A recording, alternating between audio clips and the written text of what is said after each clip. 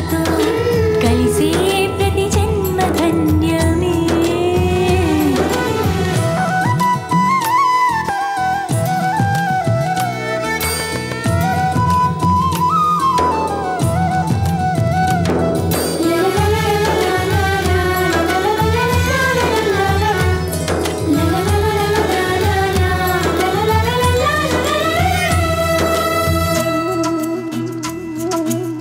చిగురించిన కొమ్మ వైపే ప్రతివారు చూస్తారు, చిరునవ్వులు చిందితే చెలిమి చేయవస్తారు.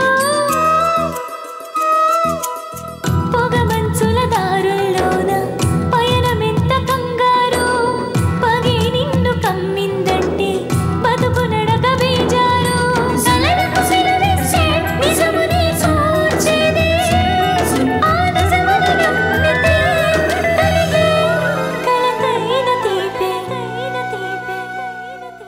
మనసు మమతలతో మెరిసే మనుషులతో కలిసే ప్రతి జన్మ ధన్యమే.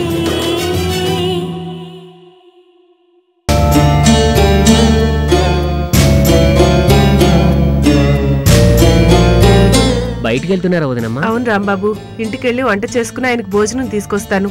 ఈలోగా నువ్వు ఆయన దగ్గరే ఉండి జాగ్రత్తగా చూసుకో. మీరేం బెంగ పెట్టుకోకుండా వెళ్ళండి. మీరు వచ్చే వరకు కోటాన్ని జాగ్రత్తగా సరే చూసుకోండి. రాంబాబు.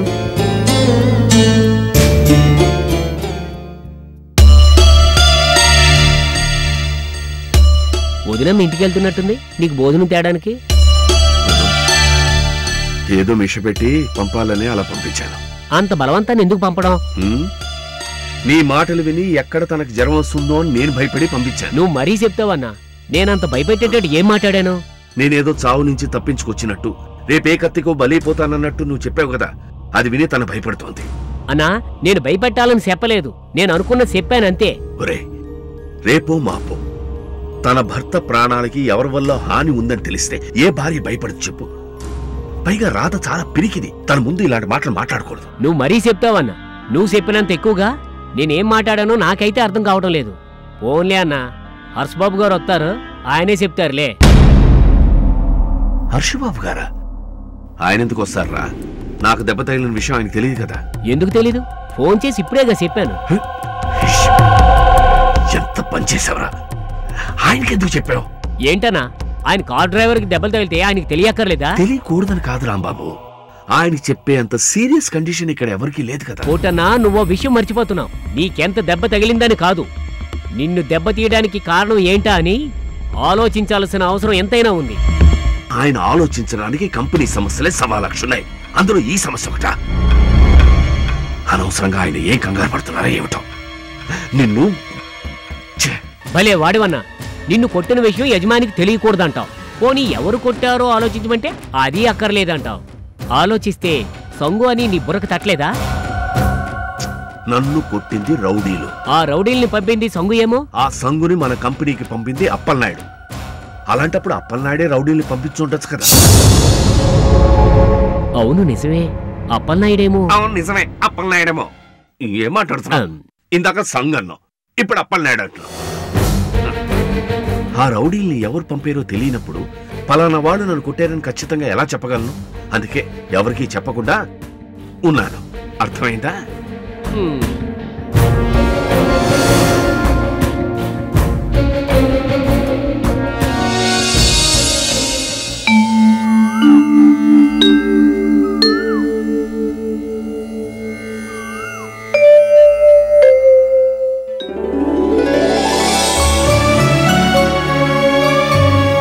కోటి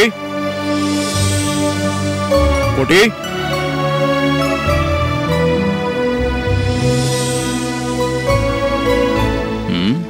ఎక్కడికి వెళ్ళాడబ్బా? ఈ మధ్య బాబుగారికి పెత్తనాలు ఎక్కువైపోయాయి. ఆఫీస్కి టైంకి వెళ్ళాలని గొప్పగా ఉపన్యాసాలు ఇవ్వడం, టైంకి మనిషే కనబడకపోవడం. అయ్యగారు అయ్యగారు, క్యారేజ్ని కారులో ఎట్టమంటారా? నా నెత్తిని పెట్టరా. అయినా నువ్వెందుకు తీసుకొచ్చావు? ఇది కోటి డ్యూటీ కదా. ఎవరి డ్యూటీ వాళ్ళు కరెక్ట్ గా చేయండి. ఎగస్ట్రాల్ చేసి నాకు చిరాకు తెప్పించకండి. అయితే లోపల ఎట్టమంటారా, కారులో ఎట్టమంటారా? ముందు కోటిని పిలవమంటాను. ఆయన ఈ రోజు రాలేదయ్యా. రాలేదా? ఏ ఏమోనయ్యా నాకు తెలీదు. వెళ్ళి కనుక్కోమంటారా? లోపలికి వెళ్ళి తగలడమంటారు. మరి క్యారేజ్ నీతో లోపలికి తీసుకెళ్ళి బా.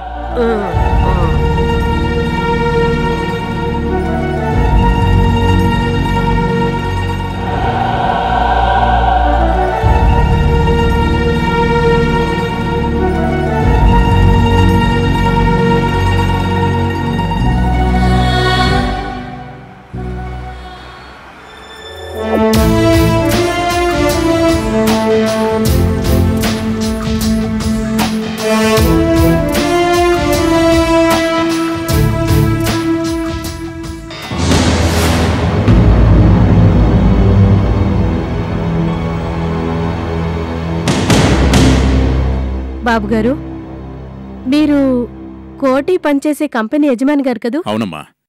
వీళ్ళు ఎక్కడికి వెళ్ళారు? అయ్యో, మీకు తెలీదా బాబు? కోటికి దెబ్బలు తగిలితే ఆసుపత్రిలో చేర్పించారు. హాస్పిటల్? ఏ హాస్పిటల్ అమ్మా? అదే బాబు, పెద్ద ఆసుపత్రి.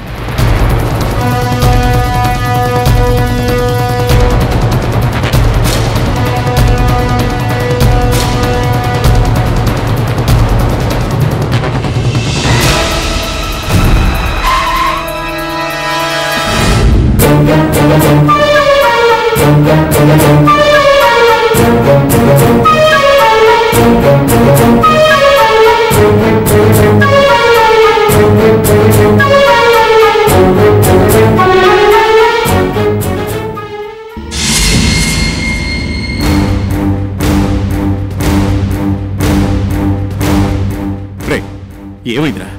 తలకి దెబ్బేంటి? నువ్వు హాస్పిటల్లో జాయిన్ అవడం ఏంటి? అసలు ఈ దెబ్బ ఎలా తగిలిందిరా? కంగారు పడాల్సింది ఏమీ లేదు సార్. రాంబాబు, ఇలారా. అయ్యగారు, నేను వచ్చేటప్పుడు పళ్ళు కొనుక్కొద్దాం అనుకున్నాను, మర్చిపోయి తొందరలో వచ్చేసాను. నువ్వు కొంచెం తీసుకొస్తావా? అలాగే అయ్యా. ఇదిగో హాస్పిటల్ వాళ్ళు టానిక్స్ ఏమైనా రాశారేమో, అవి తీసుకురా. అలాగే అయ్యా. ఇప్పుడు చెప్పరా, ఎలా జరిగింది? వెనక నుంచి వచ్చి ఎవరో తల మీద కొట్టారంట బాబుగారు. అవునా? ఎవర్రా అది? నాకు తెలీదు. తెలియకపోవడం ఏంట్రా? కొట్టినవాడు నీకు తెలియకుండా ఎలా ఉంటాడు? నాకు కళ్ళు ముందున్నాయరా, వెనకాల లేవు. ఈ టైంలో కూడా జోక్లా వేధవా? నిజంరా, వెనకాల నుంచి వచ్చి కొట్టారు, నేను చూడలేదు. అది కాదురా, తన అక్రమాలు బయట పెట్టడాన్న కోపంతో ఆ సంగుగాడే ఏమైనా? ఖచ్చితంగా చెప్పలేము. అది కాదురా, నేను కొట్టివాడిని మరీ ఉద్యోగం నుంచి తీసేశాను కదా, నా మీద కోపంతో వాడు నిన్నేమైనా చేసుంటాడేమోనని. ఒకవేళ ఆ అప్పలనాయుడు తన పాచిక పారలేదని నిన్నేమైనా? ఒరే, సాక్ష్యాలు లేకుండా మనం ఏం చెప్పలేవురా. కానీ నేను చెప్పగలనురా, ఇది చేయించింది అప్పలనాయుడే. ఊరుకోనరా, నేను ఊరుకోను. నిన్ను కొట్టించిన ఆ రాస్కెల్ అంతు చూస్తాను. హర్ష, నువ్వు ఇలా ఆవేశపడతావని నీతో నేను చెప్పలేదు. ఆవేశం ఏంట్రా ఆవేశం? అన్యాయంగా ఒక మనిషిని కొడితే చూస్తూ ఊరుకోవాలా? అలా అని అనుమానించిన వాడికి మనం శిక్ష వేస్తే అతను అపకారి కాదు అని తెలిసిన రోజు మనం ఎంత పశ్చాత్తాపడినా ప్రయోజనం ఉండదురా. సరే, శత్రువు మీద మంచితనాన్ని చూపిద్దాం అంటున్నావు, కానీ మన మంచితనాన్ని చేతకానితనంగా తీసుకొని ఇవాళ నిన్ను కొట్టినట్టే రేపు నన్ను కూడా కొడితే? అందుకేరా, అందుకే చిన్న పావునైనా పెద్ద కర్రతో కొట్టాలి అంటారు.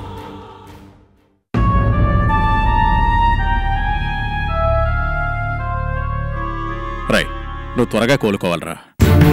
కానీ నీకెప్పుడు ఏ విధమైన ప్రాబ్లం వచ్చినా నాకు తెలియకుండా దాచకరా. అలాగే సార్. పక్కనున్న మనిషివి, నీ గురించి బయట వాళ్ళు చెప్పిన తర్వాత కానీ నీ ప్రాబ్లం ఏంటో నాకు తెలియలేదంటే అందుకు నేను చాలా సిగ్గుపడుతున్నాను. అదేంటి అయ్యగారు అలా అంటారు? నేను మీకు ఫోన్ చేసి కోటికి దెబ్బ తగిలింది, హాస్పిటల్లో జాయిన్ చేశారని చెప్పాను కదా. ఎవరికి చెప్పావు? సార్, ఎవరికో ఒకరికి చెప్పుంటారు. ఇప్పుడు ఆ విషయాలన్నీ ఎందుకు సార్? నో, నిన్న రాత్రి నా ఇంటికి నీ గురించి ఫోన్ వస్తే నాకెందుకు తెలియలేదు? చెప్పు రాంబాబు, నువ్వెవరికి చెప్పావు? అమ్మగారికి చెప్పాను అయ్యగారు. ఏం చెప్పావు? అదే అయ్యగారు, ఫోన్ చేసిన వెంటనే మిమ్మల్ని అడిగితే మీరు ఇంట్లో లేరన్నారు. విషయం చెప్తే మీకు చెప్తానన్నారు. ఎవరో ఫోన్ చేసింది? ఏదో రాంగ్ నెంబర్ లేండి, మనం వెళ్దాం పదండి.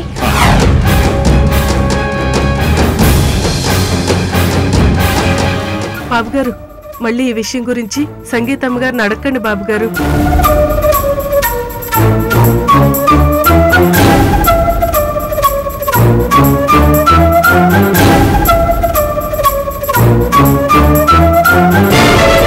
సంగీత, సంగీత, సంగీత! ఏంటండి అలా అరిచారు? నిన్న రాత్రి మనం బయటికి వెళ్ళేటప్పుడు నాకు ఫోన్ వచ్చిందా? ఏదో వచ్చినట్టే ఉంది. వచ్చినట్టే కాదు, వచ్చింది. దాన్ని నువ్వే రిసీవ్ చేసుకున్నా. కోటికి యాక్సిడెంట్ జరిగింది, హాస్పిటల్లో చేర్పించారని చెప్పాను. కానీ నువ్వు నాకు ఆ విషయం చెప్పలేదు. ఎందుకు చెప్పలేదు? అడుగుతున్నది నిన్నే, ఎందుకు చెప్పలేదు? ఏంటండి ఆఫ్టర్ ఆల్ ఒక డ్రైవర్ గురించి కట్టుకున్న భార్యను నన్నే నిలదీసి అడుగుతున్నారు? కోటి ఎవరన్నది కాదు, నాకు కావలసిన ఓ వ్యక్తి ప్రమాదంలో ఉన్నాడని తెలిసినప్పుడు ఆ విషయం నాకెందుకు చెప్పలేదని అడుగుతున్నాను. మనం పార్టీకి వెళ్తున్న టైంలో అలాంటి వార్త చెప్పి మీ మూడెందుకు పాడు చేయడమా అని చెప్పలేదండి. పార్టీ సంగతి తర్వాత, కానీ ఇక్కడ ప్రమాదంలో ఉన్న వ్యక్తి నా ప్రాణ స్నేహితుడని నీకు తెలుసుగా? సరే తెలుసు, చెప్పలేదు. నేను చెప్పకపోవడం వల్ల ఇప్పుడు ఏం జరిగిందంట? అతను ఏమైనా చచ్చాడా?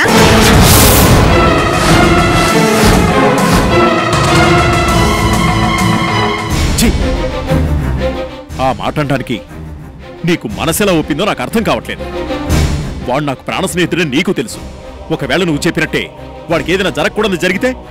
జరగనప్పుడు అలాంటి మాట్లాడుకోవడం దేనికి? Don't talk nonsense!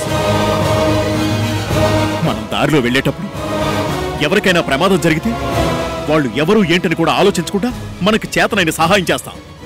అలాంటిది నా చిన్ననాటి స్నేహితుడు, నేనంటే ప్రాణం ఇచ్చే మిత్రుడు ఆపదలో ఉన్నప్పుడు నేను వెళ్ళి ఆదుకోలేదంటే అర్థం ఏమిటి? నాలో మానవత్వం చచ్చిందనా? నేనేదో పార్టీకి వెళ్ళే హడావిలో చెప్పడం మర్చిపోతే దానికి ఇంత రాతాంతమా?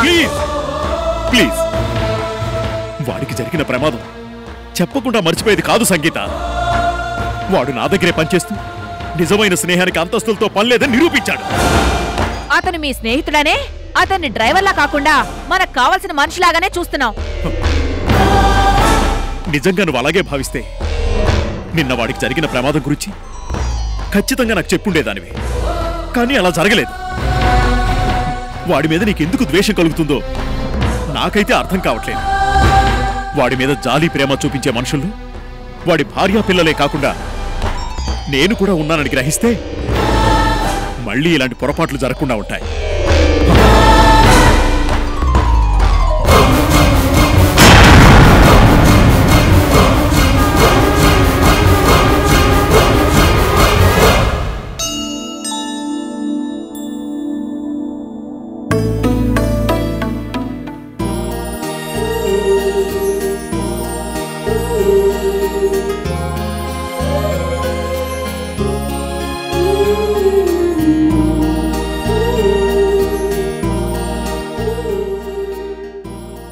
Good morning madam. Good morning, కూర్చోండి.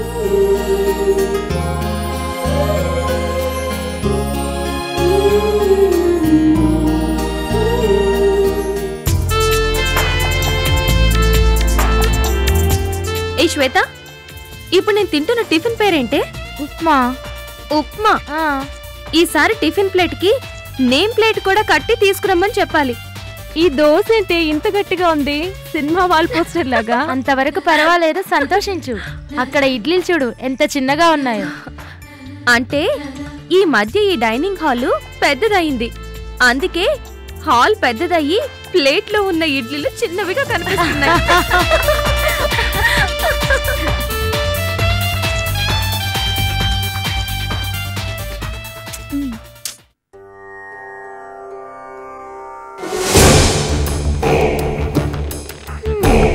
ఏంటే అంతలా ప్రార్థిస్తుంది? ఈ క్యాంటీన్లో వంట మీద డౌట్ వచ్చి ప్రాణాలు కాపాడమని దేవుణ్ణి ప్రార్థిస్తుందా? కరెక్ట్గా చెప్పావే. మనం ఏం తిన్నా దేవుడికి ప్రసాదంగా పెట్టడం మనిషి ధర్మం. నువ్వెలాగో చేయవు, చేసేవాళ్ళని కామెంట్ చేయడం మంచి పద్ధతి కాదు. బాగా చెప్పావు అర్చన. ఈ రోజుల్లో ఆల్ట్రా మోడర్న్ అనుకునే ఇలాంటి మనుషులకి అన్ని వేళాకోళాలే. పూజలు చేయడానికి నాకు పూజార్లా మంత్రాలు రావు. నాదంతా ఇంగ్లీష్ మీడియం. పూజలు చేయడానికి మంత్రాలతో పనిలేదు. ఇంగ్లీష్ మీడియం చదివినంత మాత్రాన తెలుగు మర్చిపోవాల్సిన అవసరం కూడా లేదు. తెలుగు వాళ్ళవయుండి తెలుగు మాట్లాడడం, చదవడం, కనీసం రాయడం కూడా రానంత దౌర్భాగ్య స్థితిలో ఉన్నాం. నిజమే అర్చన, తెగులు పట్టిన బుర్రలతో తెలుగును దూరం చేసుకుంటున్నాం. ఇలాంటి ఈ రోజుల్లో నిన్ను చక్కని తెలుగమ్మాయిలా పెంచుతున్న నీ తల్లిదండ్రుల్ని అభినందించాలి. అయితే రాజీ, రేపటి నుంచి నువ్వు కూడా లంగావణిలో రావే, తెలుగు అమ్మాయి అయిపోతావు. డ్రెస్సు వేసుకున్నంత మాత్రాన ఆ ప్రాంతాల మనుషులైపోరు. అందులోని మంచిని గ్రహించినప్పుడే అవుతారు. నేను అర్చనను ఊరికే మెచ్చుకోలేదు. నిన్న ఆడిన అంత్యాక్షరిలో ఎవరెవరో ఏవేవో పాడారు, కాని అర్చన మాత్రం మంచి శ్లోకాలు పాడింది. అవెంత బావున్నాయో. ఓ డిగ్రీ స్టూడెంట్ నోటి వెంట అంత చక్కని తెలుగు వినడం చాలా ఆశ్చర్యం వేసిందమ్మా. ఆ గొప్పతనమంతా నీ తల్లిదండ్రులదేనమ్మా. అందుకే నాకు నా తల్లిదండ్రులంటే చాలా ఇష్టం మేడం.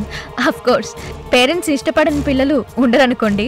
ఉంటారమ్మా, నీకింకా లోకం పూర్తిగా తెలియదు కాబట్టి అలా అనుకుంటున్నావు. ఇష్టపడటం అంటే తల్లిదండ్రులకి గ్రీటింగ్ కార్డు ఇవ్వడం కాదు, తల్లిదండ్రుల ఇష్టాన్ని తెలుసుకుని నడుచుకోవడమే. డబ్బు, చదువు, అందం ఎంతుంటే ఏం లాభం సంస్కారం లేనప్పుడు?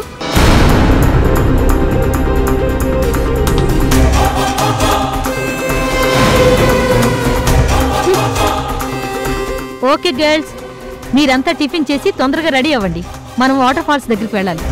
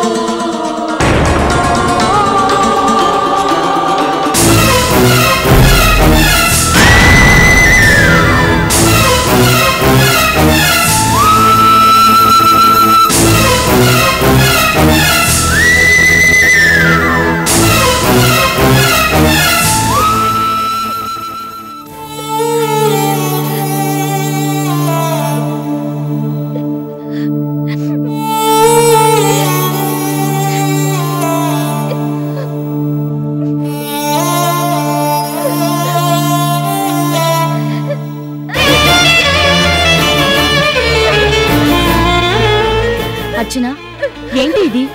ఎవరు చేస్తుంటారు పని? ఎవరు చేసినా నేను బాధపడితే సంతోషించే వాళ్ళే చేశారు.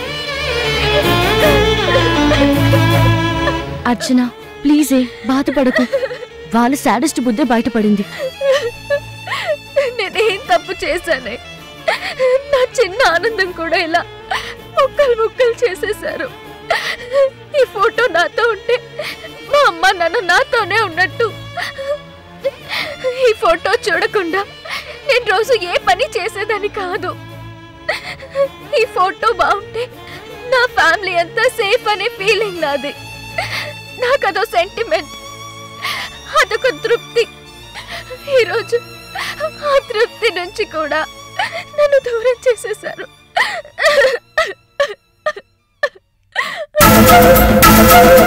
మా అమ్మ నన్నుకేం జరగలేదు కదా? నా మనసు ఎందుకో కీడని తగ్గిస్తోంది. ఏదైనా అపశకనమేమోనని. చచ్చా, నువ్వు అలాంటి ఆలోచన ఏం పెట్టుకోకు. కావాలంటే ఇప్పుడే ఫోన్ చేయి.